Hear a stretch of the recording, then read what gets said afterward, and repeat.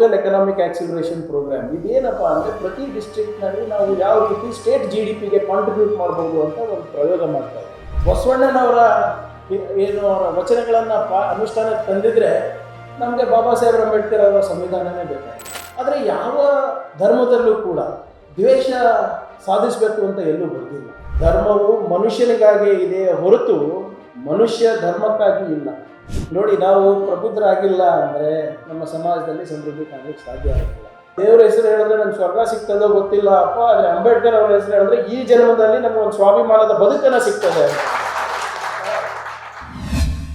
ಈ ಪುಸ್ತಕದ ಬಗ್ಗೆ ಆಳವಾಗಿ ಓದಿದ್ರೆ ಇನ್ನು ನಮ್ಗೆ ಹೆಚ್ಚು ಗೊತ್ತಾಗ್ತದೆ. ಯಾಕಂದರೆ ಇರ್ಷಾದ್ ಅವರು ಮೊನ್ನೆ ಸದನ ನಡಿಬೇಕಾದ್ರೆ ಬನ್ನಿ ಪ್ರಿಯಾಂಕ್ ಅವರೇ, ತಾವು ಇಂಥದ್ದು ಒಂದು ಪುಸ್ತಕ ಬರೆದಿದ್ದೀನಿ, ಲೇಖನೆ ಬರೆದಿದ್ದೀನಿ, ತಾವು ಬರಬೇಕು ಇದರ ಉದ್ಘಾಟನೆಗೆ. ನಾನು ಕರಾವಳಿನಲ್ಲಿ ಇದೆ ಅಂದ್ಕೊಂಡೆ, ಮಂಗಳೂರಿನಲ್ಲಿದೆ ಅಂದ್ಕೊಂಡೆ. ಆ್ಯಕ್ಚುಲಿ ಮೊನ್ನೆ ನನಗೆ ಗೊತ್ತಾಯಿತು ಬೆಂಗಳೂರಿನಲ್ಲಿದೆ ಅಂತ. ಮೊನ್ನೆ ತನಕ ಇದು ಮಂಗಳೂರಿಗೆ ಟಿಕೆಟ್ ಮಾಡಿಸಿದ್ದೇನೆ. ಇವರು ಕೇಳಿದಾಗ ಇಲ್ಲ, ಇಲ್ಲಿ ನೀವು ಗಾಂಧಿ ಭವನದಲ್ಲಿದೆ ಅಂತ ನಾನು ಕೇಳಿಸ್ಕೊಂಡಿಲ್ಲ. ಆದರೆ 3-4 ಸರಿ ತಾವು ಬಂದಾಗೆಲ್ಲ ತಾವು ಹೇಳಿದ್ರಿ ಬಿಡುಗಡೆ ಇದೆ, ಬರಬೇಕು. ಅದಕ್ಕೆ ನಾನು ದಿನೇಶ್ ಸಾಹೇಬ್ರಿಗೆ ಕೇಳಿದೆ, ಸರ್ ಅಲ್ಲಿಗೆ ಬಂದು ನಾವು ಮಾತಾಡೋದು ಸೂಕ್ತನಾ ಅಂತ. ಮೊನ್ನೆ ವಿನಯ್ ತಮ್ಮ ಹತ್ರ ಮಾತಾಡಿದಾಗ ನಾನು ಹೇಳಿದೆ, ಟಿಕೆಟ್ ಬುಕ್ ಮಾಡಪ್ಪ, ಬೆಳಿಗ್ಗೆ ಹೋಗಿ ಮಧ್ಯಾಹ್ನ ಬರ್ಬೋದು, ಸಾಯಂಕಾಲ ನಮ್ಗೆ ಬೇರೆ ಕೆಲಸ ಇದೆ ಅಂತ. ಇಲ್ಲ ಸರ್, ಬೆಂಗಳೂರಿನಲ್ಲಿ ಇದೆ. ಆದರೆ ಇವತ್ತು ನನಗೆ ಸಂತೋಷ ಏನಪ್ಪ ಅಂದರೆ, ಇಂಥ ಪುಸ್ತಕಗಳನ್ನು, ಇಂಥ ಲೇಖನೆಗಳನ್ನು ಬರೆಯುವ ಧೈರ್ಯನೂ ಇದೆ, ಮತ್ತು ಇದನ್ನು ಪ್ರಿಂಟ್ ಮಾಡೋ ಧೈರ್ಯ ಕೂಡ ಇದೆ, ಮತ್ತು ಇಲ್ಲೆಲ್ಲ ನಾವೆಲ್ಲ ಸೇರಿ ಓಪನ್ ಆಗಿ ಬಹಿರಂಗವಾಗಿ ಇದ್ರ ಬಗ್ಗೆ ಚರ್ಚೆ ಮಾಡೋ ಧೈರ್ಯನೂ ಇನ್ನೂ ನಮ್ಮ ಸಮಾಜದಲ್ಲಿದೆ. ಅದು ಸಂತೋಷ. ಆಮೇಲೆ ಇರ್ಷಾದ್ ಅವರು ನನಗೆ ಕಳೆದ 8 ವರ್ಷದಿಂದ ಪರಿಚಯ. ನನಗೆ ಅವರು ನೀವು ಲೇಖಕರಂತ ನನಗೆ ಗೊತ್ತಾಗಿದ್ದು ಇತ್ತೀಚೆಗೆ. ಅಂದರೆ ನಾನು ಪತ್ರಕರ್ತರಾಗೆ ನಾವು ನೋಡ್ತಾ ಇದ್ದೆ ತಮಗೆ. ಇದು ಯಾಕೆ ನನಗೆ ಇಲ್ಲಿ ಬರಬೇಕು ಅನಿಸ್ತು ಅಂದರೆ, ಒಂದು ಅಫ್ಕೋರ್ಸ್ ದ ಟಾಪಿಕ್. ಇನ್ನೂ ಒಂದು ಏನಂದರೆ, ನಾನು ಒಂದು ಕಾರ್ಯಕ್ರಮವನ್ನು ನನ್ನ ಇಲಾಖೆಯಲ್ಲಿ ಮಾಡ್ತಾ ಇದ್ದೀನಿ, ಲೋಕಲ್ ಎಕನಾಮಿಕ್ ಆಕ್ಸಿಲರೇಷನ್ ಪ್ರೋಗ್ರಾಮ್ ಅಂತ. ITBTನಲ್ಲಿ ಹಿಂದಿನ ಬಜೆಟ್ನಲ್ಲಿ ಅನೌನ್ಸ್ ಮಾಡಿದೆ. ಅದರ ಉದ್ದೇಶ ಏನಪ್ಪ ಅಂದರೆ, Bengaluru contributes close to around 40% of the state's GDP. 40% GDP ಸ್ಟೇಟ್ದು ಬೆಂಗಳೂರಿಂದ ಬರುತ್ತೆ. ದ ನೆಕ್ಸ್ಟ್ ಕ್ಲೋಸೆಸ್ಟ್ ಡಿಸ್ಟ್ರಿಕ್ಟ್ ಯಾವ್ದು ಬರುತ್ತೆ ಅಂದರೆ ನಿಮ್ಮ ದಕ್ಷಿಣ ಕನ್ನಡ, 5.4%. ವ್ಯತ್ಯಾಸ ನೋಡಿ, 40%ಅಲ್ಲಿ 5.4%. ಆಗ ನಾನು ನಮ್ಮ ಎಕನಾಮಿಕ್ ಸರ್ವೆ ರಿಪೋರ್ಟು ಅವೆಲ್ಲ ಕೂಡ ನಾನು ಸ್ವಲ್ಪ ಅಧ್ಯಯನ ಮಾಡಬೇಕಾದಾಗ ನನ್ನ ನೋವು ಏನಾಯಿತು ಅಂದರೆ, ಕರಾವಳಿ ಪ್ರದೇಶ probably has immense economic and social potential. ಆದರೆ ಈ ಕೋಮುಗಲಭೆಗಳಲ್ಲಿ, ಈ ರಿಲಿಜಿಯಸ್ ನರೇಟಿವ್ನಲ್ಲಿ ನಮ್ಮ ಭಾಗದ ಆರ್ಥಿಕವಾಗಿ ನಾವು ಏನು ಸಾಧಿಸ್ಬೋದು ಅದಕ್ಕೆ ಹಿನ್ನಡೆ ಆಗ್ತಾ ಇದೆ. The economic potential of the entire region is last out. ಇದು ಯಾಕೆ ಹೇಳ್ತಾ ಇದ್ದೀವಿ ಅಂದರೆ, ಇದರಿಂದಾನೆ ಇದೇನು ನಾವು ರಕ್ತ ಕಣ್ಣೀರು ನಾವು ನೋಡ್ತಾ ಇದ್ದೀವಲ್ಲ, ಅದರಿಂದಾನೇ ಜನ ಬಂಡವಾಳ ಹಾಕಲಿಕ್ಕೆ ಹಿಂದೆ ಮುಂದೆ ನೋಡ್ತಾರೆ. ನಾನು ಹಲವಾರು ಬಾರಿ ನಾನು ಹೇಳಿದಾಗೆ ಲೋಕಲ್ ಎಕನಾಮಿಕ್ ಆಕ್ಸಿಲರೇಷನ್ ಪ್ರೋಗ್ರಾಮ್. ಇದೇನಪ್ಪ ಅಂದರೆ ಪ್ರತಿ ಡಿಸ್ಟ್ರಿಕ್ಟ್ನಲ್ಲಿ ನಾವು ಯಾವ ರೀತಿ ಸ್ಟೇಟ್ GDPಗೆ ಕಾಂಟ್ರಿಬ್ಯೂಟ್ ಮಾಡ್ಬೋದು ಅಂತ ಒಂದು ಪ್ರಯೋಗ ಮಾಡ್ತಾ ಇದ್ದೀವಿ. ದಕ್ಷಿಣ ಕನ್ನಡ, ಉತ್ತರ ಕನ್ನಡದಲ್ಲಿ ನಾವು ಹೋಗಿ ಬಂಡವಾಳ ಹಾಕಬೇಕು ಅಂತ ನಾವು ಕೇಳ್ಕೊಂಡಾಗ ಜನ, ಇಲ್ಲ ಸರ್ ಅಲ್ಲಿ ಜನರು ಮಾತ್ರ ಭಾಳ ಚೆನ್ನಾಗಿದ್ದಾರೆ, ಬುದ್ಧಿವಂತರಿದ್ದಾರೆ, ಪ್ರಬುದ್ಧರಿದ್ದಾರೆ, ಆದರೆ ಬಂಡವಾಳ ಹಾಕಿ ಅಂದ ತಕ್ಷಣ ಸ್ವಲ್ಪ ಯೋಚನೆ ಮಾಡ್ತಾರೆ. ಅಲ್ಲಿನ ಮಾನವ ಸಂಪನ್ಮೂಲ ಬಗ್ಗೆ ಯಾರಿಗೂ ಅನುಮಾನ ಇಲ್ಲ. ನಾನು ಯಾವಾಗ IT ಕಂಪನಿಗೆ ಹೇಳ್ತೀನಿ, ಸರ್ ನೀವು ಅಲ್ಲಿ ಇನ್ವೆಸ್ಟ್ ಮಾಡಿ ಅಥವಾ ತಾವು ಅಲ್ಲಿ ಹೋಗಬೇಕು ಅಂತ ಹೇಳಿದಾಗ, all that is fine Priya, I am ready to invest, but tomorrow when my employee or employees wear jeans and go to a lounge, wear jeans and go to any of the restaurants, will you assure me their security? ಅಂದರೆ ಯಾವ ಮಟ್ಟಿಗೆ ಜನ ಯೋಚನೆ ಮಾಡ್ತಾ ಇದ್ದಾರೆ ನೋಡಿ. ನಮಗೆ ಬೇಕಾಗಿರೋದೇನು? ಆರ್ಥಿಕ ಹಾಗೂ ಸಾಮಾಜಿಕ ಸಮಾನತೆ. ಆ ನಿಟ್ಟಿನಲ್ಲಿ ನಾವು ಕೆಲಸ ಮಾಡಬೇಕು ಅಂದರೆ ಆ ವಾತಾವರಣ ಕೂಡ ಇರಬೇಕು ಅಲ್ಲ. ನಾವು ಸಂವಿಧಾನದ ಪೀಠಿಕೆಯನ್ನು ಬೋಧನೆ ಅಂತೂ ನಾವು ಮಾಡ್ತಾ ಇರ್ತೀವಿ ದಿನ, ಆದರೆ ಅದು ನಿಜವಾಗ್ಲೂ ಅನುಷ್ಠಾನಕ್ಕೆ ತರ್ತಾ ಇದ್ದೀವ ನಾವು ಅಸೆಂಬ್ಲಿ ಪ್ರಾರಂಭ ಆದ ತಕ್ಷಣ ಮೊದಲನೇದು ಒಂದೇ ಮಾತರಂ ಆಗುತ್ತೆ. ಒಂದೇ ಮಾತರಂ ಆದ ತಕ್ಷಣ ಸಂವಿಧಾನದ ಪೀಠಿಕೆಯನ್ನು ನಾವು ಓದ್ತೀವಿ, ಎಲ್ಲರೂ ಓದ್ತೀವಿ. ಆದರೆ ಅದರಲ್ಲಿ ಏನಿದೆ, ಹೇಗಿದೆ, ಅದನ್ನು ಅನುಷ್ಠಾನಕ್ಕೆ ತರಲಿಕ್ಕೆ ನಾವೆಲ್ಲರೂ ಪ್ರಾಮಾಣಿಕ ಪ್ರಯತ್ನ ನಾವು ಮಾಡ್ತೀವ? ಬಹುಶಃ ಅಮೀನ್ ಮಟ್ಟು ಅವ್ರು ಹೇಳ್ದಂಗೆ ಬುದ್ಧ ಅವರು ಹೇಳಿದ್ದನ್ನು ನಾವು ಪಾಲನೆ ಮಾಡಿದರೆ ಬಸವಣ್ಣವರ ಅಗತ್ಯ ಇರಲಿಲ್ಲ. ಬಸವಣ್ಣನವರ ಏನು ಅವರ ವಚನಗಳನ್ನು ಅನುಷ್ಠಾನಕ್ಕೆ ತಂದಿದ್ರೆ ನಮಗೆ ಬಾಬಾ ಸಾಹೇಬ್ ಅಂಬೇಡ್ಕರ್ ಅವರ ಸಂವಿಧಾನನೇ ಬೇಕಾಗಿರಲಿಲ್ಲ. ಅಥವಾ ಸಂವಿಧಾನವನ್ನು ನಾವು ಅಕ್ಷರಶಃ ಅನುಷ್ಠಾನಕ್ಕೆ ತಂದಿದ್ರೆ ಇವೆಲ್ಲ ಗೊಂದಲನೇ ಆಗ್ತಾ ಇದೆ. ಇದು ಯಾಕೆ ಹೇಳ್ತಾ ಇದ್ದೀನಿ ಅಂದರೆ, ನಾವು ರಾಜಕಾರಣಿಗಳಿರ್ಬೋದು, ಧರ್ಮಗುರುಗಳಿರ್ಬೋದು, ಭಾಳ ಜವಾಬ್ದಾರಿಯಿಂದ ಮಾತನಾಡಬೇಕು. ಒಂದು 4 ಜನ ನಮ್ಮ ಮಾತು ಕೇಳ್ತಾ ಇದ್ದಾರೆ ಅಂದ ತಕ್ಷಣವೇ ನಾವು ನಮ್ಮ ಮನಸ್ಸಿಗೆ ಬಂದಂಗೆ ನಾವು ಮಾತಾಡೋದಲ್ಲ. ಪ್ರಬುದ್ಧತೆಯಿಂದ ವಿಚಾರಗಳನ್ನು ಆಳವಾಗಿ ತಿಳ್ಕೊಂಡು ನಾಲ್ಗೆ ಮೇಲೆ ಹಿಡಿತಾ ಇಟ್ಕೊಂಡು ನಾವು ಮಾತನಾಡಿದ್ರೆ ಒಳ್ಳೆಯದು. ಒಂದೊಂದ್ಸರಿ ಯಾಕಂದರೆ ನಮಗೆ ಸರಿನೋ ತಪ್ಪೋ ನಮಗೆ ಜನರ ಮೇಲೆ ಪ್ರಭಾವ ಬೀರೋ ಕೆಪಾಸಿಟಿ ಇದೆ. ಅದು ಕಿಶೋರ್ ಅವರಿರ್ಬೋದು, ನಾನಿರ್ಬೋದು, ಅಮೀನ್ ಮಟ್ಟು ಅವರಿರ್ಬೋದು. We have the power to influence people. So ಎಲ್ಲಿ ತನಕ ಧರ್ಮಗುರುಗಳು, ರಾಜಕಾರಣಿಗಳು ನಾವು ಪ್ರಬುದ್ಧತೆಯಿಂದ ನಾವು ಮಾತನಾಡೋದಿಲ್ವೋ ಅಲ್ಲಿ ತನಕ ಈ ಸಮಾಜದಲ್ಲಿ ನಾವು ಸೌಹಾರ್ದತೆ ಕಾಣಲಿಕ್ಕೆ ಸಾಧ್ಯ ಇಲ್ಲ.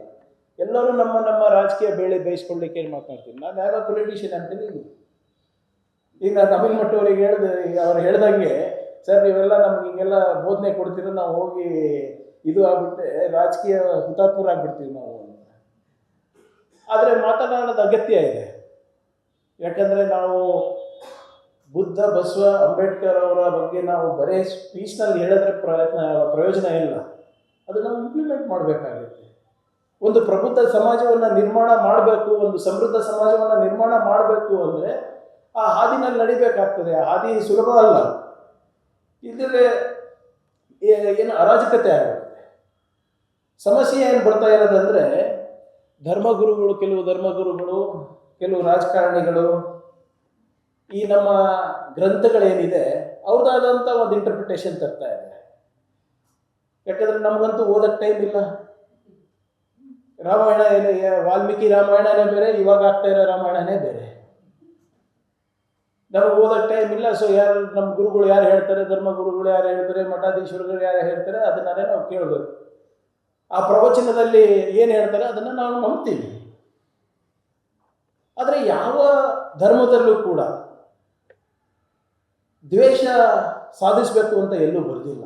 ನನ್ನ ತಿಳುವಳಿಕೆ ಬಗ್ಗೆ ನನಗೆ ತಿಳಿದಷ್ಟು ಯಾವ ಗ್ರಂಥದಲ್ಲೂ ಇಲ್ಲ, ಯಾವ ಧರ್ಮದಲ್ಲೂ ಇಲ್ಲ.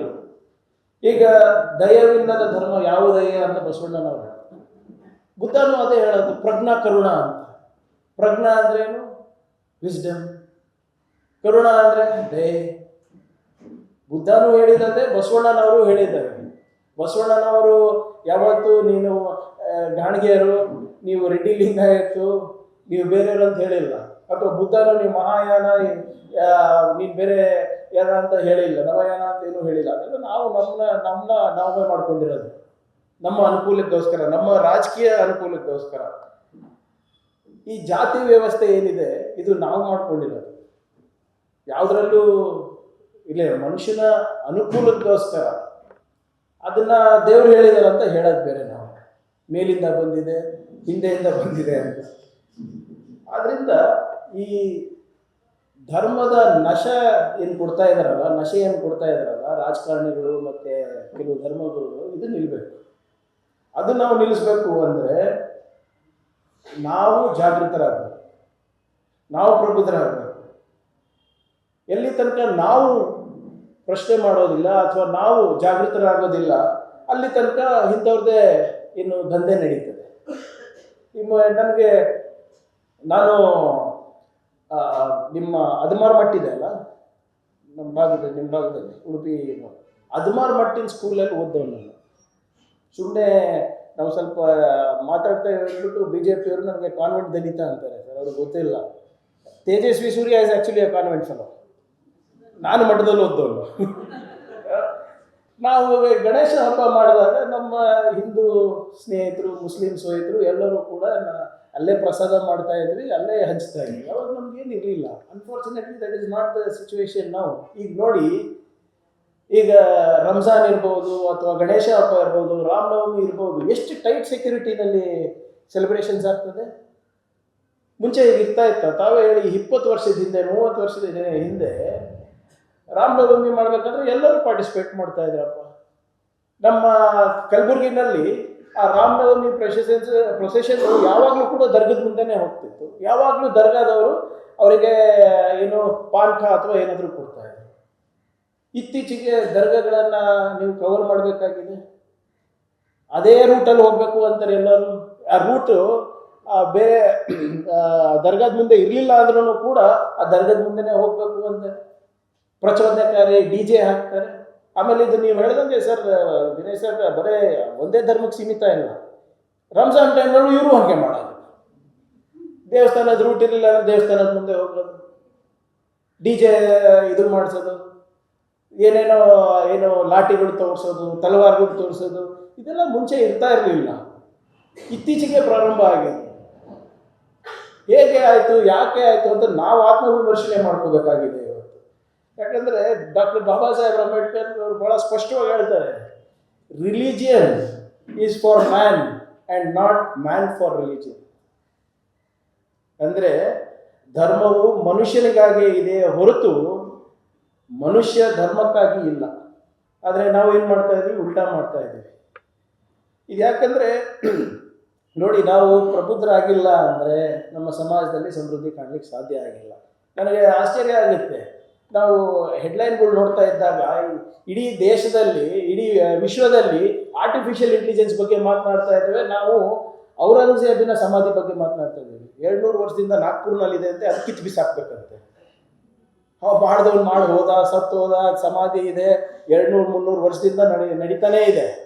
ಈಗ ಜ್ಞಾನೋದಯ ಆಯ್ತು, ಅವ್ರಿಗೆ ತೆಗಿಬೇಕು ಅಂತ. 30 ಜನ ನಾಗ್ಪುರ್ನಲ್ಲಿ ಯಾರೋ ಒಬ್ಬರು ಸೋಷಿಯಲ್ ಮೀಡಿಯಾದಲ್ಲಿ ರೀಲ್ ಮಾಡ್ತಾರೆ, ಅದಕ್ಕೆ ಇವರು ಎಲ್ಲರೂ ಒಂದಾಗ್ತಾರೆ, ಫೇಸ್ಬುಕ್ನಲ್ಲಿ ಹಾಕ್ತಾರೆ, ಮತ್ತು ಅದಕ್ಕೆ ಒಂದಾಗ್ತಾರೆ, ಮತ್ತು ಹೋಗಿ ಅದು ಆನ್ಲೈನ್ ಇರೋ ಜಗಳ ಆಫ್ಲೈನಿಗೆ ತರ್ತಾರೆ. ಇದು ನಡೀತಾ ಇದೆ ನಮ್ಮ ದೇಶದಲ್ಲಿ. ಯಾರೋ ಒಬ್ರು ಕಮೆಂಟ್ ಮಾಡಿದ್ರೆ ಇಡೀ ಸಮಾಜ ಸೇರಿಬಿಡೋದು. ಹೆಂಗಾಗ್ತದೆ ನನಗೆ, ನಾನು ಒಂದು ಇದು ಕಮ್ಯುನಿಟಿ ಟಾಯ್ಲೆಟ್ಸ್ ಅಂತ ಮಹಿಳೆಯರಿಗೆ ನಾನು ಕಟ್ಟಿಸ್ತಾ ಇದ್ದೀನಿ ಅಲ್ಲಿ ನಮ್ಮ ಇದರಲ್ಲಿ, ನಮ್ಮ ಕಲ್ಯಾಣ ಕರ್ನಾಟಕ ಭಾಗದಲ್ಲಿ. ಸಾಮೂಹಿಕ ಶೌಚಾಲಯ ಒಂದು 30 ಲಕ್ಷಕ್ಕೆ ಒಂದು ಯೂನಿಟ್, ಒಂದು 10 ಯೂನಿಟ್ಸ್ ಬರುತ್ತೆ ಅದರಲ್ಲಿ. ನಮ್ಮ ಇದರಲ್ಲಿ ಹೆಂಗಾಗಿದೆ ಅಂದರೆ, ನಮ್ಮ ಜನ ಬಂದು ಕೇಳ್ತಾರೆ, ಸರ್ ಅದು ಸಾಮೂಹಿಕ ಶೌಚಾಲಯಕ್ಕೆ ಮಹಿಳೆಯರಿಗೆ ಮಾಡ್ತಾ ಇದ್ದೀರಾ, ಅದು ಬೇಡ ಸರ್, ಅದು ಒಂದು ನಮ್ಮ ಕಮ್ಯುನಿಟಿ ಹಾಲ್ ಮಾಡಿಕೊಡಿ ಅಂತ. ನಮ್ಮ ಮನೆ ಹೆಣ್ಮಕ್ಳು ಬಯಲಿಗೆ ಹೋಗ್ತಾ ಇದ್ದಾರೆ. ಅದ್ರ ಬಗ್ಗೆ ಕಾಳಜಿ ಇಲ್ಲ ಜನರಿಗೆ, ಅವರ ಸಮಾಜ ಬಗ್ಗೆ ಕಾಳಜಿ ಇದೆ. ಈಗ ಯಾರೋ ರಾತ್ರಿ ಫೋನ್ ಮಾಡಿಬಿಟ್ಟು ಕುಡಿದ್ಬಿಟ್ಟು ಒಬ್ಬರಿಗೆ ಬೈತಾರೆ, ಬೈದ ತಕ್ಷಣ ಇಡೀ ಸಮಾಜ ಒಂದಾಗ್ತದೆ. ಸಮಾಜದ ಗೌರವದ ಪ್ರಶ್ನೆ ಇದೆ ಅಪ್ಪ, ಎಲ್ಲರೂ ಅವನು ಯಾರೋ ಬೇರೆ ಸಮಾಜದವ್ರು ನಮ್ಮ ಸಮಾಜದವ್ರಿಗೆ ಬೈದ ಅಂದ್ಬಿಟ್ಟು ರಾತ್ರಿ ಎಲ್ಲ ಸೇರ್ಕೊಂಡು ಒಂದು ಅರ್ಧ ಗಂಟೆಯಲ್ಲಿ ಪೊಲೀಸ್ ಸ್ಟೇಷನ್ ಮುಂದೆ ಸೇರ್ಬಿಡ್ತಾರೆ, ಒಂದು 200-300 ಜನ.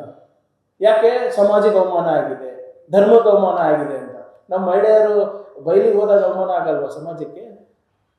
ಅವಾಗ ನಮ್ಮ ಮನೆ ಗೌರವ ಇಲ್ವಾ, ನಮ್ಮ ಧರ್ಮಕ್ಕೆ ಗೌರವ ಇಲ್ವಾ?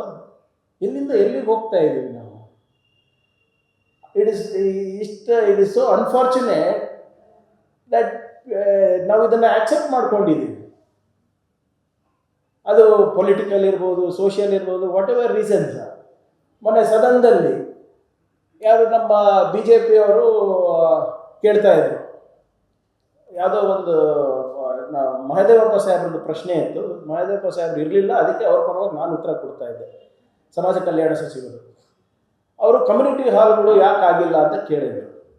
ಸೊ ಅನುದಾನದ ಕೊರತೆ ಇದೆ, ಅದಕ್ಕೆ ನಾವು ಮಾಡ್ತಾ ಇಲ್ಲ ಅಂತ ಎಲ್ಲರೂ ಬೈಯಕ್ಕೆ ಸ್ಟಾರ್ಟ್ ಮಾಡಿದ್ರು ನಮ್ಮ ಸರ್ಕಾರಕ್ಕೆ, ನೀವು ಕಮ್ಯುನಿಟಿ ಹಾಲ್ಸ್ ಮಾಡ್ತಾ ಇಲ್ಲ ಅಂತ. ನಾನು ಎದ್ದು ನಿಂತು ಹೇಳಿದೆ, ಸರ್ ಒಂದು ಕೆಲಸ ಮಾಡೋಣ, ನಾನು ಸರ್ಕಾರದ ಪರವಾಗಿ I will give you an assurance that we will build no more community halls. ಆ ಎಲ್ಲ ದುಡ್ಡು ನಾವು ನಮ್ಮ ಯಾವುದು ಕ್ರೈಸಿಗೆ ಹಾಕೋಣ, ನಾವು ಹಾಸ್ಟೆಲ್ಗಳಿಗೆ ಹಾಕೋಣ, ಎಜುಕೇಷನಿಗೆ ಹಾಕೋಣ ಸರ್. ಹಿಂದುಳಿದ ವರ್ಗದವರಿಗೆ, ಪರಿಷ್ಠ ಜಾತಿ ಪರಿಷ್ಠ ಪಂಗಡದವರಿಗೆ, ಅವರಿಗೆ ಒಂದು ಶಿಕ್ಷಣಕ್ಕೆ ಎಲ್ಲ ಕಮ್ಯುನಿಟಿ ಹಾಲ್ ದುಡ್ಡನ್ನು ನಾವು ಶಿಕ್ಷಣಕ್ಕೆ ಖರ್ಚು ಮಾಡ್ತೀವಿ, ನೀವು ಒಪ್ತೀರಾ ಅಂತ ಕೇಳಿದೆ. As a government I told I am ready to give assurance. ಒಬ್ಬರು ಎದ್ದಿಲ್ಲ ಸರ್. ಒಬ್ಬರು ಹೌದು ನೀವು ಹೇಳ್ತಾ ಇರೋದು ಕರೆಕ್ಟು, ಇದೆಲ್ಲ ಬಿಡಿ, ಯಾಕಂದ್ರೆ ನಾಳೆ ಎಲೆಕ್ಷನ್ ಗೆಲ್ಲಬೇಕಲ್ಲ ಎಲ್ಲರೂ, ನಾನು ಕೂಡ ಗೆಲ್ಲಬೇಕು, ಅವರು ಕೂಡ ಗೆಲ್ಲಬೇಕು. ಇದನ್ನ ಒಂದು we have become addicted to religion, we have become addicted to caste. ಈ ಫಾಲ್ಸ್ ಏನು ಪ್ರೆಸ್ಟೀಜನ್ನು ನಾವು ಕ್ರಿಯೇಟ್ ಮಾಡ್ಕೊಂಡಿದ್ದೀವಿ ನಮ್ಮಲ್ಲೇ. ದುರ್ದೈವ, ಇದು ಸಾವಿರಾರು ವರ್ಷದಿಂದ ನಡ್ಕೊಂಡು ಬಂದಿದೆ. ಇದನ್ನು ಬದಲಾವಣೆ ಮಾಡಬೇಕು ಅಂದ್ರೂ ಕಷ್ಟ ಆಗ್ತದೆ. ಆಮೇಲೆ ಇದು ಯಾರಿಂದ ಪ್ರತಿಪಾದನೆ ಆಗ್ತಾ ಇದೆ ಅಂತ ನಾವೆಲ್ಲರೂ ಯೋಚನೆ ಮಾಡಬೇಕು.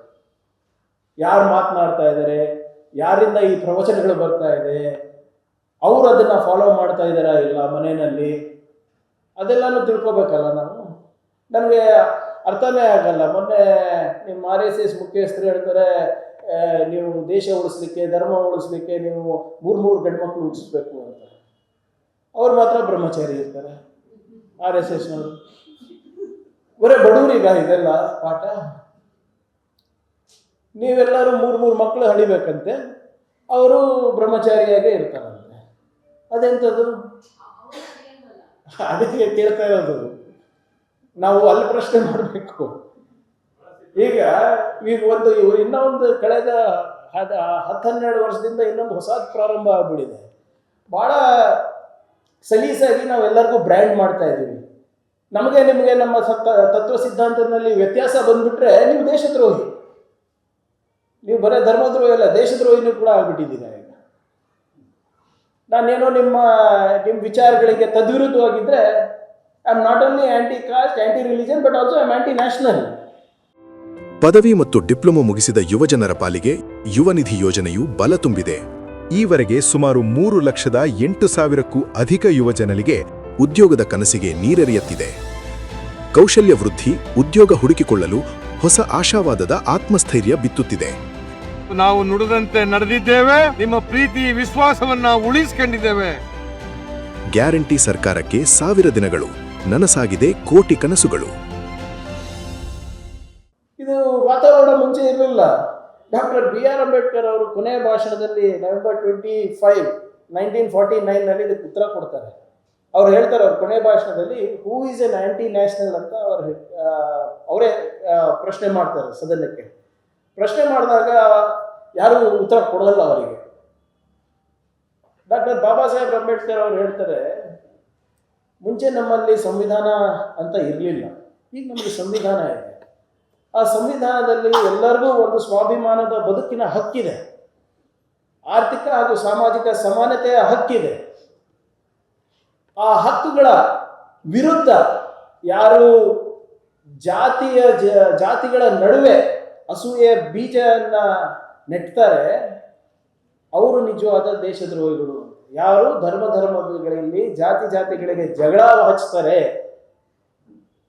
ಯಾರು ಸಮಾಜದ ಕಡೆಯ ಮನುಷ್ಯನಿಗೆ ಒಂದು ಸ್ವಾಭಿಮಾನದ ಬದುಕನ್ನು ನಿರಾಕರಣೆ ಮಾಡ್ತಾರೆ, ಯಾರು ಅವರಿಗೆ ಮುಖ್ಯವಾಹಿನಿಗೆ ಬರಲಿಕ್ಕೆ ತಡೆ ಮಾಡ್ತಾರೆ ಜಾತಿ ಹೆಸರಲ್ಲಿ, ಧರ್ಮದ ಹೆಸರಲ್ಲಿ, ಅವನು ನಿಜವಾದ ದೇಶದ್ರೋಹಿ ಅಂತ ಡಾಕ್ಟರ್ ಬಾಬಾ ಸಾಹೇಬ್ ಅಂಬೇಡ್ಕರ್ ಅವರು ಹೇಳ್ತಾರೆ.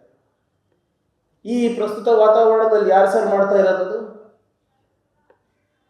ಯಾರು ಜಾತಿ ಜಗಳ ಹಚ್ತಾ ಇರೋದು? ಯಾರು ಧರ್ಮದ ನಡುವೆ ಜಗಳ ಹಚ್ತಾ ಇರೋದು? ಯಾರು ಸಂವಿಧಾನದ ತದ್ವಿರುದ್ಧವಾಗಿ ಇವತ್ತು ಸಮಾಜದಲ್ಲಿ ಒಂದು ಭಯಭೀತವಾದಂಥ ವಾತಾವರಣ ತರ್ತಾ ಇರೋದು? And who are these people to give me a certificate, to give you a certificate? ಇವರು ದೇಶಭಕ್ತಿ ಸರ್ಟಿಫಿಕೇಟ್ ಕೊಡ್ತಾರಾ? ಇವರು ನಮ್ಗೆ ಯಾರು ಅಂತ ಹೇಳ್ಕೊಡ್ತಾರ? ಯಾರು ಮನುವಾದದ ಪ್ರತಿಪಾದನೆ ಮಾಡ್ತಾರೆ ಅವರು ಸಂವಿಧಾನವನ್ನ ಎತ್ತಿ ಹಿಡಿಯೋ ಕೆಲಸ ಮಾಡ್ಲಿಕ್ಕಾಗುತ್ತಾ? ಇದು ಎಷ್ಟು ಅವರಿಗೆ ಎಷ್ಟು ಅಧಿಕಾರದ ಅಹಂಕಾರ ಬಂದ್ಬಿಟ್ಟಿದೆ ಅಂದ್ರೆ ನೀವೇ ಯೋಚನೆ ಮಾಡಿ. ಪಾರ್ಲಿಮೆಂಟ್ನಲ್ಲಿ the home minister of the country Amit Shah ಅವರು ಎದ್ದು ನಿಂತು ಹೇಳ್ತಾರೆ, ಏನು ಇತ್ತೀಚೆಗೆ ಅಂಬೇಡ್ಕರ್ ಅವರ ಹೆಸರು ತಗೊಳೋದು ಫ್ಯಾಷನ್ ಆಗ್ಬಿಟ್ಟಿದೆ. ಇಷ್ಟು ಬಹುಶಃ ನೀವು ಅಂಬೇಡ್ಕರ್ ಅವರ ಹೆಸರು ಬದಲು ನೀವು ದೇವರ ಹೆಸರನ್ನ ನೀವು ಸ್ಮರಿಸಿದ್ರೆ ಎಷ್ಟೊಂದು ಬಹುಶಃ ನಿಮಗೆ ಸ್ವರ್ಗ ಸಿಗ್ತಾ ಇತ್ತು. The home minister of the country who suppose to keep the law and order of the country intact, ಅವ್ರು ಹಿಂಗೆ ಪಾರ್ಲಿಮೆಂಟ್ನಲ್ಲಿ ಹೇಳ್ತಾರೆ ಅಂದರೆ ಅದು ಅಹಂಕಾರ ಅಲ್ವಾ? ಅದಕ್ಕೆ ನಾನು ಹೇಳಿದೆ, ನಮ್ಗೆ ಹಿಂಗೆ ಮಾಧ್ಯಮ ಸ್ನೇಹಿತರು ಹಿಂಗೆ ಕೇಳಿದ್ರು, ಏನು ಸರ್ ಅವ್ರು ಹಂಗೆ ಹೇಳ್ತಾ ಇದ್ದಾರೆ ಅಂತ. ಅದಕ್ಕೆ ನಾವು ಹೇಳಿದೆ, ಅಂಬೇಡ್ಕರ್ ದೇವ್ರ ಹೆಸರು ಹೇಳಿದ್ರೆ ನಂಗೆ ಸ್ವರ್ಗ ಸಿಗ್ತದೋ ಗೊತ್ತಿಲ್ಲ ಅಪ್ಪ, ಆದರೆ ಅಂಬೇಡ್ಕರ್ ಅವರ ಹೆಸರು ಹೇಳಿದ್ರೆ ಈ ಜನ್ಮದಲ್ಲಿ ನಮ್ಗೆ ಒಂದು ಸ್ವಾಭಿಮಾನದ ಬದುಕನ್ನ ಸಿಗ್ತದೆ ಅಂತ.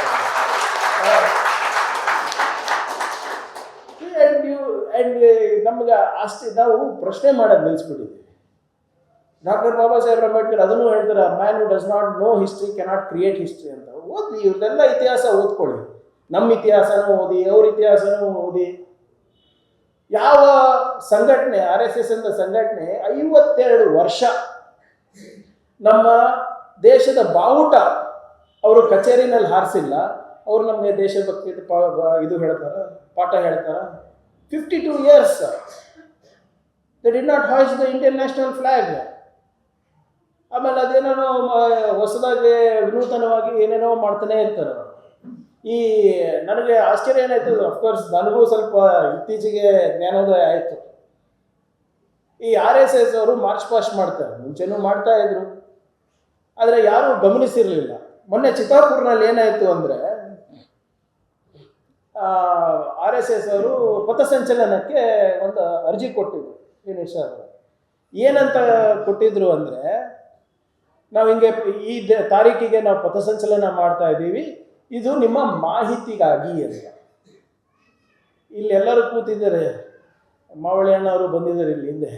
ಏನು ಸರ್ ನೀವು DSSನವರು ನೀವು ಮಾಹಿತಿಗಾಗಿ ಅಂತ ಪೊಲೀಸ್ ಸ್ಟೇಷನಿಗೆ ಕೊಟ್ಟರೆ ನಿಮ್ಗೆ ಪರ್ಮಿಷನ್ ಕೊಡ್ತಾರಾ ಸರ್? ಇಂಥ ಡೇಟಿಗೆ ಏನು ಕೇಳ್ತಾರೆ, ಮಾಹಿತಿ ಅಲ್ಲಪ್ಪ ನೀವು ಪರ್ಮಿಷನ್ ಕೇಳಿ ಅಂತ. ನಾನು ಹೇಳಿದೆ, ನಾವು ಒಂದು ಸರ್ಕಾರ ನಡೆಸ್ತಾ ಇದ್ದೀವಿ, ಕಾನೂನು ಅಂತ ಇದೆ, ಸಂವಿಧಾನ ಅಂತ ಇದೆ, ಮಾಹಿತಿಗಾಗಿ ಅಲ್ಲ, ಫಸ್ಟು ಅವರು ನಮ್ಮ ಹತ್ರ ಪರ್ಮಿಷನ್ ತಗೊಳ್ಳಿ. ಪರ್ಮಿಷನ್ ತಗೊಂಡ್ಮೇಲೆ ಇಫ್ ಇಟ್ ಈಸ್ ಪಾಸಿಬಲ್ ಆ ಡೇಟಿಗೆ ಅವಕಾಶ ಇದ್ರೆ ಕೊಡಿ, ಅವಕಾಶ ಇರಲಿಲ್ಲ ಅಂದರೆ ಕೊಡಬೇಡಿ ಅಂತ. ಆವತ್ತೇ ಒಂದು 2-3 ಜಾತ್ರೆನೂ ಕೂಡ ಇತ್ತು ನಮ್ಮ ಊರುಗಳಲ್ಲಿ. ಸೊ ಅವತ್ತು ಬಂದೋಬಸ್ತ್ ಮಾಡಲಿಕ್ಕೆ ಕಷ್ಟ ಆಗ್ತಾ ಇತ್ತು. ಸೊ ಅದಕ್ಕೆ ನಾವು ಪರ್ಮಿಷನ್ ಕೇಳಿ ಅಂದ ತಕ್ಷಣ ನಾವು ಯಾಕೆ ಪರ್ಮಿಷನ್ ಕೇಳಬೇಕು ಅಂತ ಹೇಳಿ ನಿಮ್ಗೆ ಗೊತ್ತಿರ್ಬೋದಲ್ಲ, ದಿನ 1-2 ತಿಂಗಳು ಇದೇ ನಡೀತು. ಅಂದರೆ ಅರ್ಧೇ ಅಬೌಟ್ ದ ಕಾನ್ಸ್ಟಿಟ್ಯೂಷನ್. ಪರ್ಮಿಷನ್ ಕೇಳಕ್ಕೇನ್ರಪ್ಪ ನಿಮಗೆ? ಇವಾಗ ಮಂಗಳವಾರನೇ ಆಗ್ಬೇಕಂತೇನಿದೆ, ಗುರುವಾರ ಮಾಡಿ, ನಾವು ಮಾಡೋದಿಲ್ವಾ? ಇಲ್ಲಿ ಬೆಂಗಳೂರಿನಲ್ಲಿ ಆ್ಯಕ್ಚುಲಿ ಎಲ್ಲೂ ಮಾಡೋಂಗೇ ಇಲ್ಲ ಪಥಸಂಚಲನ. ಸೊ ಹೈಕೋರ್ಟ್ ಆರ್ಡರ್ ಇದೆ, ಅದನ್ನು ಮೀರಿ ಮಾಡ್ತಾರೆ. ಅಂದರೆ ಕಾನೂನನ್ನು ಮೀರಿ ಮಾಡ್ತಾರೆ, ಕೋರ್ಟ್ಗಳನ್ನ ಮೀರಿ ಮಾಡ್ತಾರೆ, ಸಂವಿಧಾನ ಮೀರಿ ಮಾಡ್ತಾರೆ. ಅಂದರೆ ನಾವು ಯಾಕೆ ಅಲೋ ಮಾಡಬೇಕು ಅಂತ ನಂದು. ಸೊ ಅದಕ್ಕೆ ಅವರು ಕೋರ್ಟಿಗೆ ಹೋದ್ರು, ನಾನು ಕೋರ್ಟಿಗೆ ಹೋದೆ. ಕೊನೆಯದಾಗಿ ಏನಾಯಿತು, ಸರ್ಕಾರ ಹೇಳಿದ ಟೈಮಿಗೆ ಸರ್ಕಾರ ಎಷ್ಟು ಜನ ಇರಬೇಕು, ಎಷ್ಟು ರೂಟ್ ಮಾರ್ಚ್ ಎಲ್ಲಿ ಮಾಡಬೇಕು, ಯಾವಾಗ ಮಾಡಬೇಕು, ಹೇಗೆ ಮಾಡಬೇಕು ಅಂತ ಸರ್ಕಾರ ಆದೇಶದಲ್ಲಿ ಇಡೀ ರಾಷ್ಟ್ರದಲ್ಲಿ ಎಲ್ಲಾನ ಕರೆಕ್ಟಾಗಿ ಆಗಿದ್ರೆ ಅದು ಚಿತ್ತಾಪುರ್ನಲ್ಲಿ ಆಗಿರೋದು. ಇವರಿಗೆ ಅವಾಗ ನಮ್ಮ ಕೆಲವು ಸ್ನೇಹಿತರು ಕೇಳ್ತಾ ಇದ್ರು, ನಮ್ಮ ಕೆಲವು ಕೊಲೀಗ್ಸು, ಸರ್ ಇದೆಲ್ಲ ಸುಮ್ಮನೆ ಯಾಕೆ ಮೈ ಮೇಲೆ ಹೇಳ್ಕೊತೀರಾ ಅಂತ. ನೀವು ಹೇಳಿದ್ರೆ ಸರ್ ನಾವೇ ಹುಡ್ಕೊಂಡು ಹೋಗ್ತಾ ಇದ್ದೀವಿ. ಮೈ ಮೇಲೆ ಹೇಳ್ಕೊಳ್ಳೋದು ಪ್ರಶ್ನೆ ಅಲ್ಲ, ಸರಿನೋ ತಪ್ಪು ಅದೇ ಪ್ರಶ್ನೆ. Constitutional or unconstitutional, that's all I am asking. ನಾನು ಇವಾಗ ಸ್ವಲ್ಪ ಆಳವಾಗಿ ಓದ್ತಾ ಇದ್ದೀನಿ. ಅವರಿಗೆ ಫಂಡಿಂಗ್ ಹೆಂಗೆ ಬರುತ್ತೆ ಅಂತ ನಾನು ಕೇಳಿದ್ರೆ ಅವ್ರ ಹತ್ರ ಉತ್ತರನೇ ಇಲ್ಲ. ಒಂದು ಒಳ್ಳೇದು ಏನಾಯಿತು ಅಂದರೆ, ಅಮೀನ್ ಮಟ್ಟು ಸಾಬ್ ನಾವು ಇಷ್ಟೆಲ್ಲ ಪ್ರಶ್ನೆ ಕೇಳೋದಕ್ಕೆ ಮೋಹನ್ ಭಾಗವತ್ ಅವರೇ ಬಂದು ಬೆಂಗಳೂರಿಗೆ ಉತ್ತರ ಕೊಡಂಗಾಯ್ತು. ಅವ್ರೇನು ಹೇಳ್ತಾರೆ, ನಾವು ರಿಜಿಸ್ಟ್ರೇಷನ್ ಮಾಡ್ಕೊಳ್ಳೋ ಅವಶ್ಯಕತೆ ಇಲ್ಲ ಅಂತ, because there are body of individuals ಅಂತ ಹೇಳ್ತಾರೆ. ಬ್ಯಾಂಗ್ಳೂರ್ ಕ್ಲಬ್ ಗೊತ್ತಲ್ಲ ನಿಮಗೆ? Bangalore club also is a body of individuals. Bangalore Club also is body of individuals. They come under the tax regime. They come under the Constitution of India. ಇವರು ಇಲ್ಲ ನಾವು ಏನು ಕಟ್ಟೋದು ಬೇಡ ಅಂತ ನಾನು ತಿಳ್ಕೊ. ಅವರು ಮೋಹನ್ ಭಾಗವತ್ ಅವ್ರು ಹೇಳಿದ್ರು, ಪ್ರಿಯಾಂಕೆ ಅಂದರೆ ನನ್ನ ಹೆಸರು ಹೇಳಿಲ್ಲ, ಅವ್ರಿಗೆ ಗೊತ್ತಾಗಲ್ಲ, ಏನು ನಮಗೇನು ರಿಜಿಸ್ಟ್ರೇಷನ್ ಅವಕಾಶ ಇಲ್ಲ ಅಂತ ಹೇಳ್ತಾರೆ. ನಾನು ಮಾತು ಕೊಡ್ತಾ ಇದ್ದೀನಿ ನೋಡಿ, ಇವತ್ತಿಲ್ಲ ನಾಳೆ ರಿಜಿಸ್ಟರ್ ಆಗೇ ಬೇಕು, ಆಗ್ತಾರೆ, ನಾನು ಮಾಡಿಸ್ತೀನಿ. ಎಲ್ಲಿ ತನಕ ನಮ್ಮ ಹತ್ರ ಕಾನೂನಿದೆ, ಎಲ್ಲಿ ತನಕ ನಮ್ಮ ಹತ್ರ ಸಂವಿಧಾನ ಇದೆ, ನಾವು ಅದನ್ನು ಮಾಡಿಸ್ತೀವಿ. ನಾನು ಹೇಳ್ತಾ ಇದ್ದಾಗ ನಮ್ಮ ಕೊಲೀಗ್ಸ್ ಕೇಳಿದ್ರು, ಯಾಕಪ್ಪ ಮೈ ಮೇಲೆ ಹೇಳ್ಕೊತಾ ಇದೆಯಾ ಅಂತ. ನಾನು ಹೇಳಿದೆ, ನೋಡಿ ಸರ್, ಪ್ರಶ್ನೆ ಇರೋದು ಅವ್ರದ್ದಲ್ಲ. ನಾವು 100 ವರ್ಷ ಬಿಟ್ಟಿದ್ದೀವಿ ಅಂತ ಇನ್ನೂ 100 ವರ್ಷ ಬಿಡಬೇಕಾ? ಸಂವಿಧಾನ ಬಂದು 75 ವರ್ಷ ಆಗಿದೆ, ಜಾರಿ ತರೋಣ ಎಲ್ಲನೂ ಒಂದೊಂದಾಗಿ. All you need is you have to have political will and you have to be legally correct. ಇವೆರಡೇ ಇರಬೇಕು. ಇವೆರಡೇ ಇದ್ದರೆ ಇಂಥ ಕೋಮುವಾದಿ ಸಂಘಟನೆಗಳಿರ್ಬೋದು, ಯಾವುದೇ ಇರ್ಬೋದು, ಅದು RSS ಇರ್ಬೋದು, HDPI ಇರ್ಬೋದು, ಬೇರೆ ಯಾವ್ದಾನ ಇರ್ಬೋದು, ನಾವು ಬಗ್ಸ್ಲಿಕ್ಕೆ ಸಾಧ್ಯ ಆಗುತ್ತೆ. All you have to do is you have to be constitutionally correct and you have to be legally correct and more importantly ನಿಮಗೆ ರಾಜಕೀಯ ಇಚ್ಛಾಶಕ್ತಿ ಇರಬೇಕು. ರಾಜಕೀಯ ಇಚ್ಛಾಶಕ್ತಿ ಇದ್ದರೆ ನಾವು ಇದು ಮಾಡ್ಬೋದು. ಈಗ ಇವರೆಲ್ಲ ಇಷ್ಟೆಲ್ಲ ಹೇಳ್ತಾ ಇದ್ರಲ್ಲ, ಅವ್ರು ಅವತ್ತು ಬಂದು ಹೇಳಿದ್ರು, ನಮಗೆ ನಾವು ಯಾರ ಹತ್ರನೂ ಡೊನೇಷನ್ ತಗೊಳಲ್ಲ, ಬರೀ ಗುರುದಕ್ಷಿಣ ತಗೋತೀವಿ. ನನಗೆ ಆಶ್ಚರ್ಯ ಆಯಿತು. ಆಯ್ತಪ್ಪ, ಗುರುದಕ್ಷಿಣ ಅಂದರೆ ಏನು ಅಂತ ನಾನು ಸ್ವಲ್ಪ ನೋಡಿದೆ. ಅವ್ರದ್ದೆಲ್ಲ ಹಿಂದೆ ಗೋವಾಲ್ಕರ್ ಅವ್ರದ್ದು, ನಿಮ್ಮ ವೀರ್ ಸಾವರ್ಕರು, ಇವ್ರದ್ದೆಲ್ಲ ಪುಸ್ತಕಗಳನ್ನು ಓದ್ತಾ ಇದ್ದೀನಿ. ಅವಾಗ ಗುರು ಅಂದರೆ ಯಾರು ಅಂದರೆ ಅವರ ಧ್ವಜದ ಹೆಸರು ಮೇಲೆ ಇವ್ರು ದುಡ್ಡು ತಗೋತಾ ಇದ್ದಾರೆ. ಅಂದರೆ ನಾಳೆ ನಾನು ನೀಲಿ ಧ್ವಜ ಹಾಕ್ಬಿಟ್ಟು ಅದು ನನ್ನ ಗುರು ಅಂದ್ಬಿಟ್ಟು ನಾನು ದುಡ್ಡು ತಗೊಳಕ್ಕೆ ಬಿಡ್ತದ ಸರ್ಕಾರ? How is that possible? ಇವ್ರದ್ದು ಒಂದು ನೆಟ್ವರ್ಕ್ ಮಾಡಿಬಿಟ್ಟಿದ್ದಾರೆ. ನೀವು ಎಲ್ಲ ಓದಿದಿರೋ ಎಲ್ಲ ಗೊತ್ತಿಲ್ಲ. ಮೊನ್ನೆ ಒಂದು ಪ್ರತಿಷ್ಠಿತವಾದಂಥ ಪತ್ರಿಕೆಯಲ್ಲಿ ಬಂದಿತ್ತು, ಮೋರ್ ದೆನ್ 2500 ಆರ್ಗನೈಸೇಷನ್ಸ್ದು ನೆಟ್ವರ್ಕ್ ಇದೆ. ಅಮೇರಿಕಾ ಇರ್ಬೋದು, ಇಂಗ್ಲೆಂಡ್ ಇರ್ಬೋದು, ಅಲ್ಲಲ್ಲಿಂದ ದುಡ್ಡು ತಗೊಂಡು, ನಾನು ಹೇಳ್ತಾ ಇದ್ದೀನಿ, these people are into money laundering. ಇವ್ರಿಗೆ ಎಲ್ಲಿಂದ ಬರ್ತಾ ಇದೆ ಸರ್ ಇಷ್ಟು ದುಡ್ಡು? ಹೇಗೆ ಬರ್ತಾ ಇದೆ? ಇವರು ನಾವೆಲ್ಲರೂ ಒಳ್ಳೆ ನಾಗರಿಕರಾಗಬೇಕಂತೆ, ನಾವು ಇನ್ಕಮ್ ಟ್ಯಾಕ್ಸ್ ಕಟ್ಟಬೇಕು, ನೀವು ಇನ್ಕಮ್ ಟ್ಯಾಕ್ಸ್ ಕಟ್ಟಬೇಕು, ಅವರು ಫ್ರೀ ಫಾಲೋ ಅಲ್ಲ. ಅದೆಂಗೆ ಸಾಧ್ಯ ಇರ್ತದೆ? ಇದೆಲ್ಲ ನಾವು ಪ್ರಶ್ನೆ ಮಾಡಿಲ್ಲ ಅಂದರೆ ಕಷ್ಟ ಆಗುತ್ತೆ. ಆಮೇಲೆ ಯಾರು ನೀವು ವಿಶೇಷವಾಗಿ ನಮ್ಮ ಈ ರಾಜಕೀಯ ವಲಯದಲ್ಲಿ ಯಾರು ಹಿಂಗೆ ಬಂದು ಪ್ರಚೋದನೆ ಕೊಡ್ತಾರೆ, ಯಾರು ಹಿಂಗೆ ಮಾತನಾಡ್ತಾರಲ್ಲ, ಅವ್ರಿಗೆ ಫಸ್ಟ್ ಪ್ರಶ್ನೆ ಮಾಡಬೇಕಾಗ್ತದೆ ನಾವು. ಸಿ, ಭಾಳ ಸಾರಿ if I am political. BJP, no I am politician sir, but ಪಾಪ ಈ ಪುಸ್ತಕ ಬಿಡುಗಡೆನಲ್ಲಿ ಮಾತಾಡ್ಬೋದು ಎಲ್ಲ ಸೂಕ್ತ ಅಲ್ಲ, ಗೊತ್ತಿಲ್ಲ ನನಗೆ. BJP ಮತ್ತು RSS ಇಲ್ಲ ಅಂದರೆ BJP is going to be worse than JDS. ಬರ್ದು ಕೊಡ್ತೀನಿ ನೋಡಿ. ಪ್ರಾದೇಶಿಕ ಪಕ್ಷಕ್ಕಿಂತ ಕನಿಷ್ಠ ಹಾಲತ್ತಾಗುತ್ತೆ ಅವ್ರದ್ದು. ನಾವೇನು ಮಾಡ್ತಾ ಇದ್ದೀವಿ ಅಂದರೆ, ನಾವು ದೆವ್ವದ ನೆರಳು ಜೊತೆ ಜಗಳ ಆಡ್ತಾ ಇದ್ದೀವಿ. ದೆವ್ವದ ನೆರಳು ಯಾವುದು? BJP. ದೆವ್ವ ಯಾವುದು? RSS.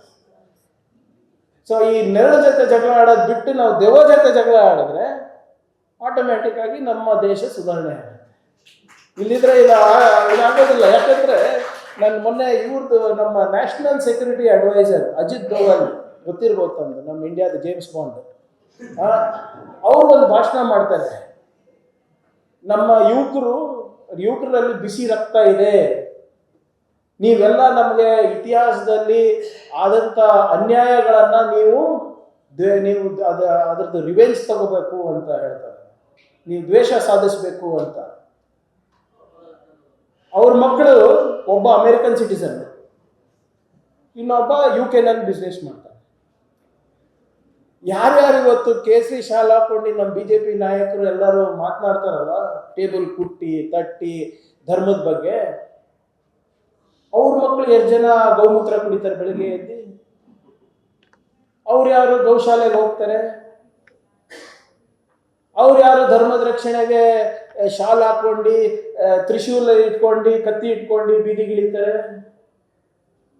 ಎಲ್ಲರೂ ಕೂಡ ಒಳ್ಳೊಳ್ಳೆ ಫಾರಿನ್ನಲ್ಲಿ ಓದ್ತಾ ಇದ್ದಾರೆ, ಒಳ್ಳೆ ಬಿಸ್ನೆಸ್ ಮಾಡ್ತಾ ಇದ್ದಾರೆ, ನವೋದ್ಯಮಗಳ ಪ್ರಾರಂಭ ಮಾಡಿದ್ದಾರೆ, ಇಂಡಸ್ಟ್ರಿಯಲಿಸ್ಟ್ ಆಗಿದ್ದಾರೆ. ಧರ್ಮ ರಕ್ಷಣೆ ಗೋ ರಕ್ಷಣೆ ಎಲ್ಲಾನು ಕೂಡ ಯಾರಿಗೆ ಬಿಟ್ಟಿರೋದು? ಬಡವ್ರ ಮಕ್ಕಳಿಗೆ. ನೀವು ನೋಡಿ, ನಿಮ್ಮ ಇದರಲ್ಲಿ ಈ ಕರಾವಳಿ ರಕ್ತ ಕಣ್ಣೀರಿನಲ್ಲಿ ನೀವು ಕಣ್ಣ ಎಸೆದ್ರೆ ಯಾವ್ಯಾವ ಸಮಾಜದ ಜನರಿದ್ದಾರೆ ಅಂತ ಗೊತ್ತಾಗ್ತದೆ. ಯಾವ ಲೀಡರ್ ಮಕ್ಕಳು ಇದರಲ್ಲಿಲ್ಲ. ಎಲ್ಲರೂ ಕೂಡ ಯಾವ್ದಾವುದೋ ದೊಡ್ಡ ದೊಡ್ಡ ಬ್ರ್ಯಾಂಡ್ ಬೆಲ್ಟ್ ಹಾಕೊಂಡು ಓಡಾಡ್ತಾರೆ, 2 ಲಕ್ಷದ ಶೂಸು, ಅದ್ಯಾವುದೋ LV ಅಂತೆ. ನೀವು ನಾನು ಹೇಳ್ತಾ ಇದ್ದೀನಿ ಅಂತ ನಂಬಕ್ಕೆ ಹೋಗ್ಬೇಡಿ, ಎಲ್ಲರದು ಲಿಸ್ಟ್ ತಗೊಳ್ಳಿ ನೀವು. ಖರ್ಗೆ ಅವ್ರ ಮಕ್ಕಳು ಏನು ಮಾಡ್ತಾ ಇದ್ದಾರೆ, ಯಡಿಯೂರಪ್ಪ ಅವ್ರ ಮಕ್ಕಳು ಏನು ಮಾಡ್ತಾ ಇದ್ದಾರೆ, ಅಶೋಕ್ ಅವ್ರ ಮಗ ಏನು ಮಾಡ್ತಾ ಇದ್ದಾರೆ, ಪ್ರಿಯಾಂಕ್ ಖರ್ಗೆ ಮಗ ಏನು ಮಾಡ್ತಾ ಇದ್ದಾರೆ, ಎಲ್ಲರದು ತಗೊಳ್ಳಿ ಲಿಸ್ಟ್. ಆಮೇಲೆ ನಮ್ಮ ನುಡಿ ಮತ್ತು ನಮ್ಮ ನಡೆಯನ್ನು ಕಂಪೇರ್ ಮಾಡಿ, ಅಷ್ಟೇ ಕೇಳ್ತಾ ಇರೋದು. ನಾನು ಭಾಳ ಕ್ಲಿಯರ್ ಆಗಿದ್ದೀನಿ. ನನ್ನ ಮಕ್ಕಳಿಗೆ ನಾನೇನು ಬಯಸ್ತೀನೋ ಅದೇ ನಾನು ನಿಮ್ಮ ಮಕ್ಕಳಿಗೂ ಬಯಸೋದು. ನಮ್ಮ ಮಗ ಫಾರಿನಿಗೆ ಹೋಗಿ ಓದ್ತಾನೆ, ನಿಮ್ಮ ಮಗನೂ ಫಾರಿನಿಗೆ ಹೋಗೋದು. ನಮ್ಮ ಮಗಗೆ IAS ಮಾಡಬೇಕಾದ್ರೆ ನಿಮ್ಮ ಮಕ್ಕಳು IAS ಆಗಬೇಕು. ಆದರೆ ಅಲ್ಲಿ ಹಾಗಲ್ಲ. ಬೇರೆಯವ್ರ ಮಕ್ಕಳು ಬೀದಿನಲ್ಲಿರಬೇಕು ಧರ್ಮ ರಕ್ಷಣೆಗೆ ಗೋ ರಕ್ಷಣೆಗೆ, ಇವ್ರ ಮಕ್ಕಳು ಎಲ್ಲ ವಿದೇಶದಲ್ಲೆಲ್ಲ ಹೋಗಿ ಪ್ರವಾಸ ಮಾಡ್ಕೊಂಡು ಬರಬೇಕು. ಯಾರು ನಾನು ಅದಕ್ಕೆ ಹೇಳ್ತಾ ಇರೋದು, ನಾವು ಎಲ್ಲಿ ತನಕ ನಾವು ಪ್ರಶ್ನೆ ಮಾಡೋದಿಲ್ಲೋ ಅಲ್ಲಿ ತನಕ ಈ ಎಲ್ಲರಿಗೂ ಏನೋ ಫ್ರೀ ರನ್ ಸಿಕ್ಬಿಟ್ಟಿದೆ ಇವಾಗ ನಮ್ಮ ರಾಜಕಾರಣಿಗಳಿಗೆ. ಎಸ್ಪೆಷಲಿ ನಮ್ಮ ಈ BJPನಲ್ಲಿರುವಂಥ ಕೆಲವು ರಾಜಕಾರಣಿಗಳಿದ್ದಾರೆ, ಅವರು ನಡೆ ನುಡಿಗೆ ಸಿಕ್ಕಾಪಟ್ಟೆ ವ್ಯತ್ಯಾಸ ಇದೆ. ನಮ್ಮದ್ರಲ್ಲಿ ಹಾಗಿಲ್ಲ. ನಾವು ಮನೆಯಲ್ಲಿ ಹೇಗಿರ್ತೀವಿ ಹೊರಗಡೆನೂ ಹಾಗೆ, ಇಲ್ಲಿ ಹೇಗಿರ್ತೀವಿ ಸದನದಲ್ಲೂ ಹಾಗೆ. ಅದಕ್ಕೆ ಸ್ವಲ್ಪ ಜನ ನಮ್ಗಷ್ಟು ಪ್ರೀತಿ ಮಾಡೋದಿಲ್ಲ ನಾವು. ಯಾಕಂದರೆ ಇದ್ದಂಗೆ ಹೇಳ್ಬಿಡ್ತೀವಿ. ನಮ್ಮ ಚಿತ್ತಾಪುರ್ನಲ್ಲೂ ಜನ ಹಂಗೆ ಕೇಳ್ತಾರೆ, ಸರ್ ಸ್ವಲ್ಪ ಸಾಫ್ಟ್ ಆಗಿರಿ ನೋಡಪ್ಪ, ಈ ಗುಣ ಸುಟ್ಟರು ಹೋಗಲ್ಲ. ಈಗ ಹೆಂಗೋ ಮಾಡಿ ನಮ್ಮ ಜನ, ನನ್ನ ಪುಣ್ಯ ಏನಪ್ಪ ಅಂದರೆ ನಮ್ಮ ಜನ ನನಗೆ ಅಡ್ಜಸ್ಟ್ ಆಗಿಬಿಟ್ಟಿದ್ದಾರೆ. ಚಿತ್ತಾಪುರ ಜನ ಇರ್ಬೋದು, ಕಲಬುರಗಿ ಜನ ಇರ್ಬೋದು. ಯಾಕಂದರೆ ನಾವು ಹಿಂದೊಂದು ಮುಂದೊಂದು ಮಾಡೋದಿಲ್ಲ. ನಾವು ಏನಿದ್ರೂ ಕೂಡ ಸಮಾಜದ ಏಳಿಗೆಗಾಗಿ ದುಡಿಯೋದು. ಸಮಾಜದ ಕಟ್ಟ ಕಡೆಯ ಮನುಷ್ಯನಿಗೂ ಕೂಡ ಸಮಾನವಾದಂಥ ಅವಕಾಶ ಸಿಗಬೇಕಂತ ಅಷ್ಟೇ ನಮ್ಮ ಇಂಟೆನ್ಷನ್. ಹೌದು, ಸ್ವಲ್ಪ some people think that I am extreme, some people think I am radical. Unfortunately ಅದು ಇವಾಗ ಚೇಂಜ್ ಆಗೋದು ಸ್ವಲ್ಪ ಕಷ್ಟ ಅನಿಸುತ್ತೆ ಸರ್. ಈಗ ಚೇಂಜ್ ಆಗೋದು ಬಿಟ್ಟು ನೀವು ನಾನು ಹೇಳ್ತಾ ಇಲ್ವ, ಹಿಂಗೆ ನೀವು ಸ್ಫೂರ್ತಿ ತುಂಬ್ತಾ ಇರಿ, ನಾವು ಹೋಗ್ಬಿಟ್ಟು ನಾವು ತಾಗ್ತೀವಿ. ಆದ್ದರಿಂದ ನಾನು ಹೆಚ್ಚೇನು ಮಾತಾಡ್ಲಿಕ್ಕೆ ಹೋಗೋದಿಲ್ಲ ಬಂಧುಗಳೇ. ಆದರೆ ಒಂದು ಮಾತ್ರ ನಾನು ಹೇಳಲಿಕ್ಕೆ ನಾನು ಬಯಸ್ತಾ ಇದ್ದೀನಿ. ಈ ಪುಸ್ತಕದಲ್ಲಿ ಯಾವ ಕುಟುಂಬಗಳ ಬಗ್ಗೆ ಬರೆದಿದ್ದಾರೆ, ನಿಜವಾಗ್ಲೂ ನಾವು ಏನು ಹೇಳೋಕ್ಕಾಗೋದಿಲ್ಲ. ನಾವು ಏನು ನಮ್ಮ ಮಾತುಗಳು ಅವರ ಕಣ್ಣೀರನ್ನು ಒರೆಸ್ಲಿಕ್ಕೂ ಆಗೋದಿಲ್ಲ ಅನಿಸುತ್ತೆ. ಸೊ ಇಂಥ ವಾತಾವರಣದಲ್ಲಿ ನಮ್ಮ ಮುಂದಿನ ಪೀಳಿಗೆಗೆ ನಾವು ಸಂರಕ್ಷಣೆ ಮಾಡಬೇಕು ಅಂದರೆ ನಾವೆಲ್ಲರೂ ಒಗ್ಗಟ್ಟಾಗಿ ಒಮ್ಮನಸ್ಸಿಂದ, ನಮ್ಮ ರಾಜಕೀಯ ಏನು ವಿಚಾರಗಳು ಬೇರೆ ಇರಬಹುದು, ಆದರೆ ನಮ್ಮ ಮಕ್ಕಳ ಭವಿಷ್ಯಕ್ಕಾಗಣ ನಾವು ಒಂದಾಗಿ ಈ ತತ್ವ ಸಿದ್ಧಾಂತದ ವಿರುದ್ಧ ನಾವು ಹೋರಾಟ ಮಾಡಿಲ್ಲ ಅಂದರೆ ನಾವು ಪ್ರಬುದ್ಧ ಸಮಾಜನೂ ಕಟ್ಟಕ್ಕಾಗಲ್ಲ, ಸಮೃದ್ಧ ಭಾರತನೂ ಕೂಡ ಕಟ್ಟಕ್ಕಾಗಲ್ಲ. ಸುಮ್ಮನೆ ಇವಾಗ ಎಲ್ಲರೂ ಹೇಳ್ತಾ ಇದ್ದಾರೆ, ಈ ದಿನ ಒಂದು ಸ್ಟೋರಿ ಕೊಡ್ತಾರೆ, ದಿನ ಒಂದು ನರೇಟಿವ್ ಕೊಡ್ತಾರೆ. ವಿಕಸಿತ್ ಭಾರತ್ ಅಂತೆ, ಅಮೃತ್ ಕಾಲ್ ಅಂತೆ, ಏನೇನೋ ಹೇಳೋದು. ಈಗ ಯಾರು ನೋಡಿದ್ದಾರೆ 75 ವರ್ಷ ಆದಮೇಲೆ ಹೇಳಿದವನು ಇಲ್ಲ, ಕೇಳಿದವನು ಇರೋದಿಲ್ಲ. ಇವಾಗ ನಮಗೇನು ಬೇಕು? ನಮ್ದೇನಾದರೂ ನಾವು 75 ವರ್ಷ ಆದಮೇಲೆ ನಾವೇನಾದರೂ ನಿಜವಾಗ್ಲೂ ಒಂದು ಸಮೃದ್ಧ ಭಾರತ ಕಟ್ಟಬೇಕು ಅಂದರೆ ಫಸ್ಟ್ ನಮ್ಮ ಸಮಾಜಗಳನ್ನು ನಾವು ಸುಧಾರಣೆ ಮಾಡಬೇಕು. ಆಮೇಲೆ ನಮ್ಮ ಸಮಾಜಗಳನ್ನು ನಾವು ಸುಧಾರಣೆ ಮಾಡಬೇಕು ಅಂದರೆ ನಾವೆಲ್ಲರೂ ಒಗ್ಗಟ್ಟಾಗಿ ಒಮ್ಮನಸ್ಸಿನಿಂದ ಸಂವಿಧಾನವನ್ನು ರಕ್ಷಣೆ ಮಾಡುವ ಜವಾಬ್ದಾರಿಯನ್ನು ನಾವು ತಗೋಬೇಕಾಗ್ತದೆ. ಹೌದು, ಈ ಕಮ್ಯುನಿಸ್ಟ್ ಅವ್ರು ಇರ್ಬೋದು, ಬೇರೆ ಪಾರ್ಟಿ ಆಪ್ ಇರ್ಬೋದು, ನಿಮ್ಮ JDS ಅಂತೂ ಇಲ್ಲ ಬಿಡಿ, ಏನದು ಸೆಕ್ಯುಲರ್ ಇಲ್ಲ, ಬರೀ JD ಆಗಿದೆ, ಈಗ ಜನತಾ ದಳ ಆಗಿದೆ. ಸೆಕ್ಯುಲರ್ ಅಂತ ಏನು ಇಲ್ಲ, ಅದು ಜಾತ್ಯತೀತ ಅದು ಪದ ತೆಗೆದ್ರೆ ಬೆಟರ್ ಅನ್ಸುತ್ತೆ ಅವರು. ಹೀಗೆ ಹಲವಾರು ರಾಜಕೀಯ ಪಕ್ಷಗಳಿದೆ. ಇಲ್ಲ ಯಾರು ಸಂವಿಧಾನದ ಆಶಯಗಳನ್ನು ನಾವು ಎತ್ತಿ ಹಿಡಿಯಲಿಕ್ಕೆ ಪ್ರಯತ್ನವನ್ನು ಮಾಡ್ತಾ ಇದ್ದೀವಿ. ಆದರೆ ಇದಕ್ಕೆ ನಾವು ಮಾಡಬೇಕು ಅಂದರೆ ನಾವು ಬರೀ ದಿಲ್ಲಿನಲ್ಲ, ಹಳ್ಳಿ ಮಟ್ಟದಲ್ಲೇ ಕೂಡ ನಾವು ಮಾಡಬೇಕಾಗ್ತದೆ. ಸೊ ಇಂಥ ಒಂದು ಪ್ರಯತ್ನಕ್ಕೆ ಯಾವಾಗಲೂ ನಮ್ಮಂಥವರು ಸದಾ ಸಿದ್ಧರಿರ್ತೀವಿ ಅಂತ ನಾನು ಬಯಸ್ತಾ ಇದ್ದೀನಿ. ಕೊನೆಯದಾಗಿ ಮತ್ತೊಮ್ಮೆ ನಮ್ಮ ಇರ್ಷಾದ್ ಅವರಿಗೆ ನಾನು ಅಭಿನಂದನೆ ತಮ್ಮೆಲ್ಲರ ಪರವಾಗಿ ಹಾಗೂ ವೈಯಕ್ತಿಕವಾಗಿ ತಮಗೆ ಅಭಿನಂದನೆಯನ್ನು ಸಲ್ಲಿಸ್ತಾ ಇದ್ದೀನಿ. ಯಾಕಂದರೆ ಇಂಥ ಪುಸ್ತಕಗಳು ಭಾಳ ಕಷ್ಟ ಬರೆಯೋದು. ಅದನ್ನು ಹೋಗಿ ಅವರ ಕುಟುಂಬದವ್ರ ಹತ್ರ ಮಾತನಾಡಿ ಅವರ ಕಷ್ಟಗಳನ್ನು ಅರಿತುಕೊಂಡು ಅದನ್ನು ಒಂದು ಸಮಾಜಕ್ಕೆ ಒಂದು ಕನ್ನಡಿಯಾಗಿ ತಾವು ಹಿಡಿತಾ ಇದ್ದೀರಾ. ಇದು ನಿಜವಾಗ್ಲೂ ಭಾಳ ಶ್ಲಾಘನೀಯವಾದಂಥ ಕೆಲಸ. ಇದು ಭಾಳ ಒಂದು ಉತ್ತಮವಾದಂಥ ಕೆಲಸ. ಬಹುಶಃ ಈ ರಕ್ತ ಕಣ್ಣೀರಿನ ಕಥೆಗಳನ್ನು ಓದನ ಜನರು ಸ್ವಲ್ಪನ ಅರ್ಥ ಮಾಡ್ಕೋತಾರೆ. ಯಾವ ರೀತಿ ಅವರಿಗೆ ಈ ಧರ್ಮದ ನಶೆಯನ್ನು ಜನರಲ್ಲಿ ತುಂಬಿ ಯಾವ ರೀತಿ ಬಡವರಿಗೆ ಒಂದು ಈ ಹೋರಾಟ ಅಂತ ಇವರೇನು ಹೋರಾಟ ಅಂತ ತಿಳ್ಕೊಂಡಿದ್ದಾರೆ, ಅದಕ್ಕೆ ಬಿಟ್ಟು ಅವರ ಭವಿಷ್ಯವನ್ನೇ ಹಾಳು ಮಾಡುವ ನಿಟ್ಟಿನಲ್ಲಿ ಕೆಲಸ ನಡೀತಾ ಇದೆ. ಇದಕ್ಕೆ ಒಂದು ಕನ್ನಡಿ ಆಗುತ್ತೆ ಅಂತ ನಾನು ಭಾವಿಸ್ತಾ ಇದ್ದೀನಿ.